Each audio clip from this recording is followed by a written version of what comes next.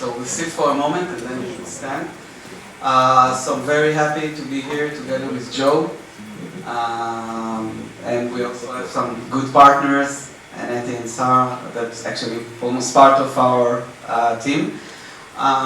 So we will review like a very interesting format of, I believe it's, some of you look at it as demand generation, thought leadership, content marketing, it's all together.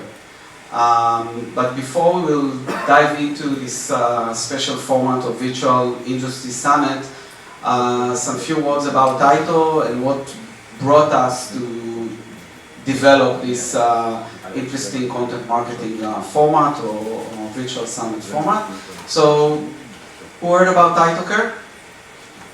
Great, we have good friends. Yeah, so, for the one that haven't heard about TytoCare's, let's start with a short video about the company, our vision.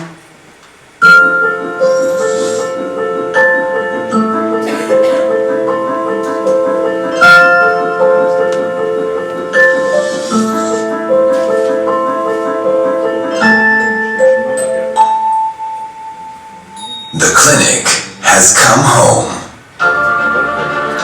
Finally, families everywhere. A really smart device that allows you to conduct a remote physical exam with your clinician, with your doctor. So actually, a clinician can hear your lungs, look into the ears, into the throat, think about kids with all the problems. You don't have to go to the doctor, you don't have to go to the Ohad. It's all online, amazing, disruptive product.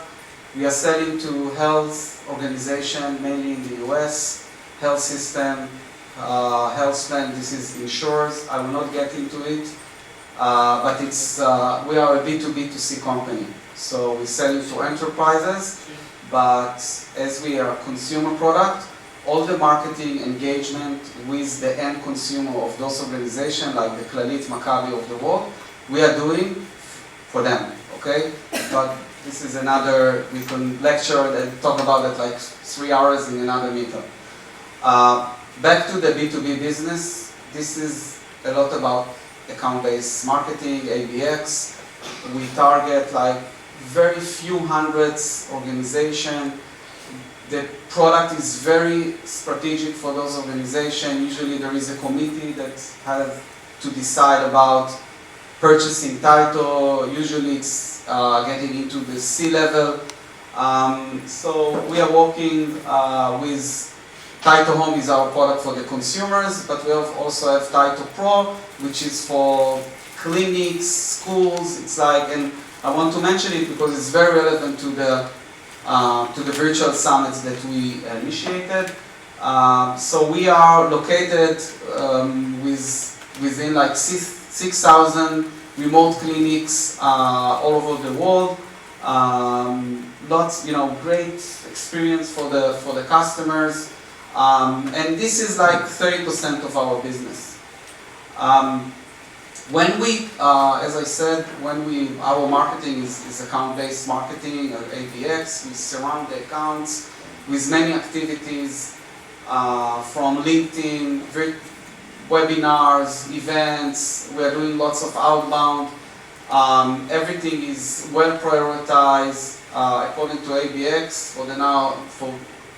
I will not get into what is ABX, but I believe that many of you are familiar with that. But the idea is that we have to invest lots of marketing to penetrate to those accounts, okay?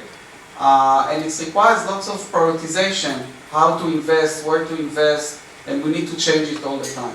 So we are doing events around, was in 23, by the way. This is summary slide of 23. It was 21 events. Today we are with almost 30 events. We're measuring everything with the MQL, influence opportunities.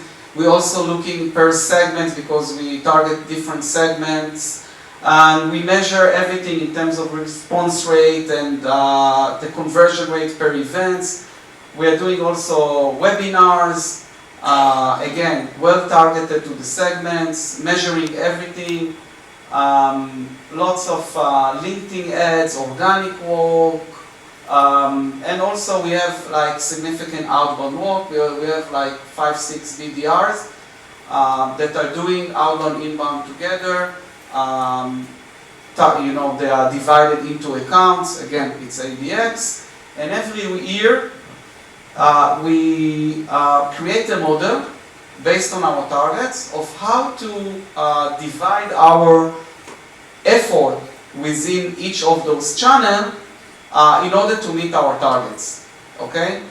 And now every quarter we run like a 12 months analysis about the conversion rate, and based on the conversion rate, based on each channel, we understand how much to invest. And it's like, it's not on, you know, on the spot, but it's like kind of a hybrid, decide about what is the mix in high level. And this is very important. Why it's very important to the topic of this you know, lecture or short lecture, is that when we run the analysis at the end of 23 and the beginning of 24, we understood that we have to double our effort with inbound, okay, because we are starting to exhaust our outbound effort, and we need to double all of our effort within outbound and demand generation. You understand that it's actually required us to double the budget, and obviously as CMO, and Joe as the head of content, brand communication, we don't want to double our budget, right? We want to be more effective. And we had to find a very effective way to double the leads that will be converted afterwards to opportunities and penetration to those accounts with the same effort. And that's why we came with an idea to initiate the industry virtual summit with lots of benefits, by the way, not only for lead generation, but other benefits like our brand, thought leadership, content marketing, etc. And Joe, we will speak about it. We'll show you how it works. Listen very carefully, because you can actually take it and do it with your companies. There is some effort here, a lot of effort of Joe and the team, but I think that in terms of the impact and the effort, it's very effective. So Joe, please. Okay. So, thank you, Ohad. So, when we were starting to think about how we could solve this problem, how are we going to double our lead generation with the same budget, we started to think, okay, what are the other elements that we could use to succeed here? So we wanted to position ourselves as industry thought leaders, and we didn't want the conversation to always be about TytoCare, right? We wanted to say, sure, we're Tyto, here's our logo, this is our event, but here's additional value that we can add to you as part of your industry, as leaders in your industry. And what we decided is there's lots of different verticals that we work with. As Ohad mentioned, we're in 6,000 schools, urgent care clinics, and there was a gap for a lot of these platforms, for a lot of these verticals, where there was no platform for them to meet each other, to learn from each other, and to share ideas. And we also wanted to give them that platform, share best practices, and close the gaps in our audience's needs in a way that would position us as at the center of this community that we realized we had an opportunity to build. So our virtual summit format really kind of fits that bill, and I put here literally because we also managed to do this with a fairly small budget. So we're able to approach big audiences at lower costs. We're not paying external industry companies to help us lead these webinars. We're not paying for speakers. So we're able to really kind of keep that cost down. We were able to build engagement with the audiences. We have, I'm going to talk about the format in a minute, but we have discussions, we have emails that go around afterwards, we get questions, we connect people. So we're really positioning ourselves at the center of this community which we're building. And it creates amazing opportunities for content reuse as well. So what is the format that we came up with, right? We have 6 speakers. It's a 3-hour event. Each speaker gets 20 minutes, and then we have a roundtable discussion at the end. We hold all the questions so that we don't kind of disrupt the flow.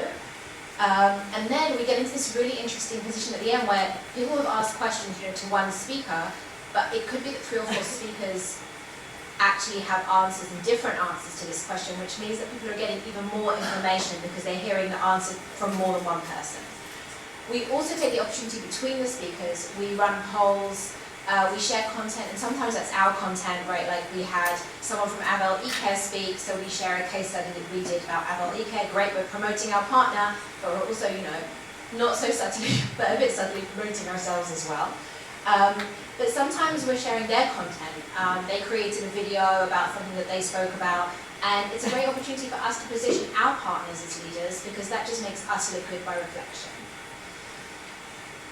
We also partner with industry leaders. So as I mentioned before, we're not paying them to host a webinar for us. That usually costs us, over, between 10 and 20K. But what we're doing is we're partnering with them, sticking their logo on our promotion. They get a lot out of it because they're barely putting in any work. They're sending out two emails, a few social media posts, but they get massive reach because this event now has their name on it. And it also massively increases our reach because we're able to leverage their audience and reach out to them and not just kind of keep it to our audience. I would just said, when we say leaders, we mean like associations. So for instance, we've done like urgent care, it's like a segment in US for care. We partner with the Urgent Care Association and they promote it. This is their interest. So this is how we save lots of money with them. Yeah, and it also adds gravitas to the event, right? It's no longer just a vendor event, which is exactly what we want to get away from. It adds their name and their leadership within the industry to our name as well. Content, speakers, and other. How do we decide which content and which speakers and how we're going to cover it? So we basically speak with across our entire organization to find out who's got interesting programs going on in this specific vertical. And it didn't have to have anything to do with TytoCare, and you've never heard me say this before, but what I say to every speaker, please don't find me, but what I say to every speaker on stage is you don't need to speak about TytoCare. We don't care if you don't speak about TytoCare. Our name is on the event. People are going to get a follow-up email from us, right? They're going to know who we are. This is not about us. This is about them. This is about what we can bring to them and how we can add value to the work that they're doing. And especially because we're running a series of these webinars, these summits, and we want to do it year after year, it's really essential that people don't join this 3-hour event and immediately feel like they're stepping into a sales pitch about TytoCare. They need to see that we're adding value. The speakers are all interviewed by us. We work with them, these are all busy executives. We work with them to come up with a topic. We tell them to send their presentation, and if their presentation could look better, we make it look better. We also, again, cannot clarify enough, and we say this in every pitch email that we send you, under no obligation to speak about TytoCare. In our previous webinar that we just held, which was about summit, which we just held, which was about schools, we had somebody speak about behavioural health. We don't cover behavioural health at TytoCare. This is an essential part of school healthcare and supporting students. So it had no connection to us whatsoever, and it's still really a really important topic that we wanted to make sure that we covered. So diving in a little bit deeper, this is really small, which is on purpose because now you can see how much work we have to do. So it takes us about 3 months to arrange each webinar, each summit, which takes us all the way from the recruitment process, all the way through to promotion, the tech on the back end. We have an amazing team that works on all of these elements. We ran a whole bunch of promotional content before. This is content that we show on our social media. This is my daughter, who I potentially illegally roped into do promotion for us. And we also leverage our speakers. They've also got their own networks. They've also got their own connections, and it's really essential for us that they help spread the word. We lead everyone to a landing page, which we build specifically for the event. all of the information about the speakers, the agenda, and which logos, which companies are going to be speaking on there. So that's before the event, okay? After the event, and you can see we've had some really good success. I think the thing that I really want to call out here is, obviously you can see we've had a whole bunch of MQLs, new business meetings. We also had nearly 600 existing customers join. So that's about building that community, positioning ourselves as a force for connecting people within the industry. And we also built a dedicated event page after each summit, which includes all of the speakers, their quotes, their information, and additional supporting materials. So if they have written something together with us, again, this is a nice way for us to promote all of our partners and the work that they're doing. So key takeaways. Find a gap in your industry and fill it, right? Find out where people are struggling, where they're not connecting to each other, where they're struggling to fill those voids, and be the person to fill that gap. Thought leadership is key. The second that people feel like this is a sales pitch, especially again if you're running a series of these, people are not going to come to the second one if they felt like they were just sold to on the first one. Leverage your promotional partners, leverage their networks, spread this as far and as wide as you can, and partner with as many people as you can to check that box. Plan ahead to make sure that you have time. Like I said, the first one took us about 3 months.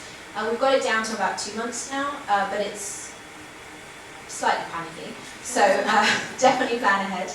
And it's an opportunity to build a community, which is a really great opportunity that you shouldn't pass up and put yourself at the center of that without even having to talk about you and your company at all. That's all. Thank you all very much.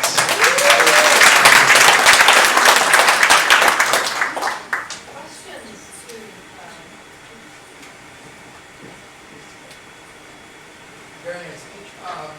What platform do you use for the virtual summit? Does it also support the community that you follow up with? That's a really good question. We actually use Zoom for the summit itself, specifically because we want to use a platform that people are familiar with. I don't want to make this more difficult for our speakers, have to add in more kind of technical rehearsals. And we obviously don't create the community on that afterwards. To be honest, the community afterwards, we're still looking to build that section out a bit better. At the moment, what we do is we connect people via email, people who are interested in being connected, people who are interested in asking each other questions. We kind of act as the facilitators within that relationship. Eventually, at some point, we do want to kind of build out a better community solution there.